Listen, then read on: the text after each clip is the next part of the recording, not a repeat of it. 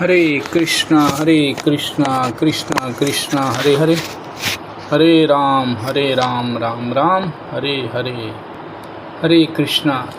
ભગવદ્ ગીતા તેના મૂળ રૂપે અધ્યાય 1 કુરુક્ષેત્રની યુદ્ધ ભૂમિ પર સૈન્ય નિરીક્ષણ. શ્લોક સંખ્યા 24. શ્રી ગુરુ શ્રી ગૌરાંગ અને જગતગુરુ શ્રી પ્રભુપાદની કૃપાથી સમજવાનો પ્રયાસ કરીશું. જગતગુરુ શ્રી પ્રભુપાદ કી જય. તો શ્લોક શરૂ કરતાં પહેલાં આપણે ભગવાનને પ્રાર્થના કરી લઈએ.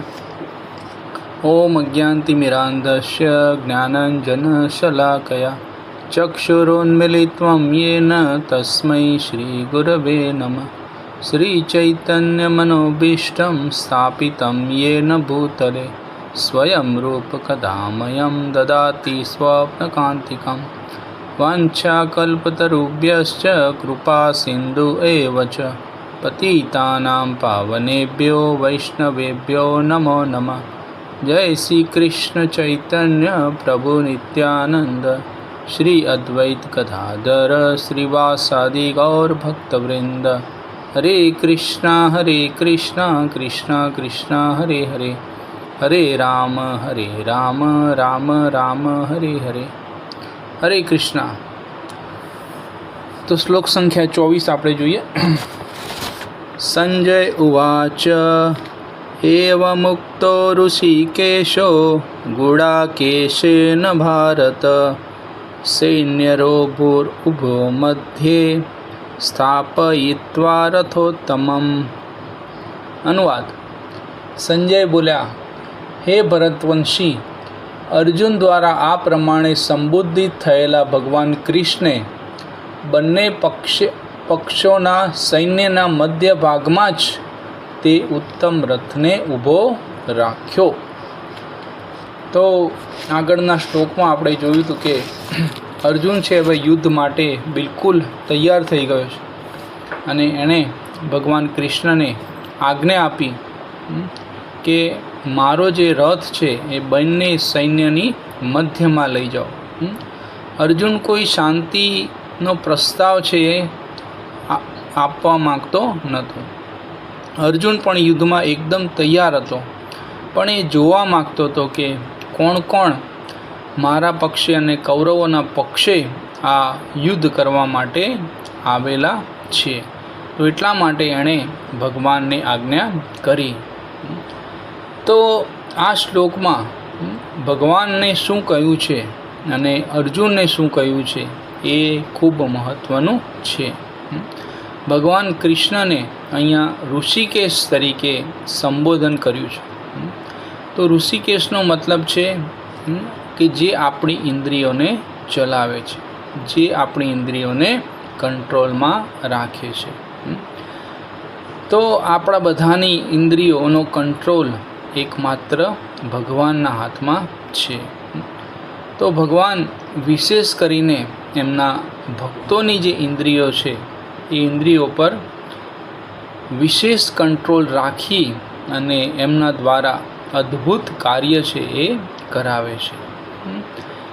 તો આપણે તો માત્ર જીવાત્મા છીએ, આપણે આપણી ઇન્દ્રિયો પર કોઈ કંટ્રોલ નથી, કારણ કે આપણે આ હાડ માંસના શરીરમાં આપણે બધા ફસાયા છીએ. તો આપણે શું કરી શકીએ? આપણે એકમાત્ર ઈચ્છા કરી શકીએ. પણ ભગવાન જ્યારે જુએ કે મારો જે ભક્ત છે એની ઈચ્છા છે એ પરિપૂર્ણ કરવા યોગ્ય છે, ત્યારે ભગવાન છે એ ભક્તોની ઇન્દ્રિયોનો કંટ્રોલ છે એ પોતાના હાથમાં લઈ લે છે અને ભક્તોની ઇન્દ્રિયોનો વિશેષ ધ્યાન રાખીને એ ખાસ કરીને ભક્તોને ભક્તિમય સેવામાં ભગવાન છે એ પરોવે છે. તો આ છે ઋષિકેશનો અર્થ. તો અહીંયા અર્જુનને પણ ગુડાકેશ તરીકે સંબોધન કર્યું છે. તો જ્યારે બાળપણમાં પાંડવો જ્યારે ગુરુકુળમાં અભ્યાસ કરતા હતા, તો જ્યારે રાતનો સમય હતો, બધા જ પાંડવો સૂઈ ગયા હતા, તો અર્જુનને એક કિચનમાંથી રસોડામાંથી અવાજ સંભળાય છે. તો અર્જુનને લાગ્યું હશે કે કંઈક ચોર કે કોઈ આવ્યું હશે. તો અર્જુન છે એ દિશા તરફ જાય છે અને પૂછે છે કે કોણ છે કોણ છે. તો અંદરથી અવાજ આવે છે કે હું છું. એ ભીમનો અવાજ હતો. તો અર્જુન ભીમને પૂછે છે કે અત્યારે આટલી રાતે તું શું કરે છે. તો ભીમ કહે છે હું પ્રસાદ ખાઉં છું. તો અર્જુનને એનાથી આશ્ચર્ય થાય છે કે આટલા અંધારામાં આટલી રાત્રે, પહેલાંના જમાનામાં તો જ્યારે અંધારું એટલે અંધારું, કશું જ દેખાય નહીં. તો આટલી રાતે પણ મારા ભાઈ છે એને કેવી રીતે બધી ખબર પડી કે કઈ સામગ્રી ક્યાં છે, અને બિલકુલ ચોક્કસ રીતે એમનો કોળિયો છે બિલકુલ ચોક્કસ રીતે જ મોઢામાં જઈ રહ્યો છે. તો અર્જુન છે એ જ વખતે વિચારે છે કે જ્યાં સુધી હું સંપૂર્ણ ધનુર્ધર નહીં બની જાઉં ત્યાં સુધી હું પણ રાત્રે સૂઈશ નહીં. અને એટલા માટે અર્જુનનું જે નામ છે એ ગુડાકેશ પડ્યું. બીજું એક કારણ એ છે કે ભગવાન છે અર્જુનની સાથે હતા, એટલા માટે અર્જુન છે એ પોતાની નિંદ્રા પર કંટ્રોલ મેળવી શક્યો. તો અમારી સંસ્થાના સંસ્થાપક આચાર્ય જગતગુરુ શ્રી પ્રભુપાદ કહેતા હતા કે આપણે પણ ગુડાકેશ છે એ બની શકીએ. તો આપણને એમ થાય કે શું આપણે પણ રાત્રે નહીં સૂવાનું? ના, એવું નથી. આપણે જો 6 થી 6 કલાક રાત્રિની ઊંઘ 6 કલાક જો આપણે લઈએ, અને એ પણ સૌથી વધારે સારું એ છે કે 9 થી 10 વાગ્યા સુધીમાં જો આપણે સૂઈ જઈએ અને સવારે 4 વાગે આપણે ઉઠી જઈએ, તો આ જે ઊંઘ છે એ આપણા શરીર માટે પર્યાપ્ત છે.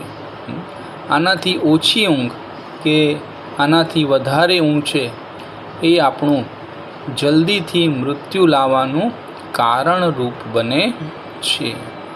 તો આપણને જો લાંબુ અને સ્વસ્થ જીવન જીવવાની ઈચ્છા હોય તો આપણે 6 કલાકની ઊંઘ છે એ આપણે લેવી જોઈએ.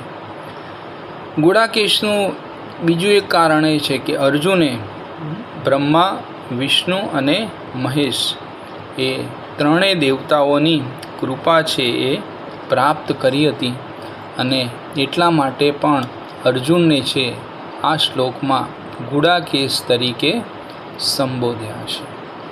હરે કૃષ્ણ.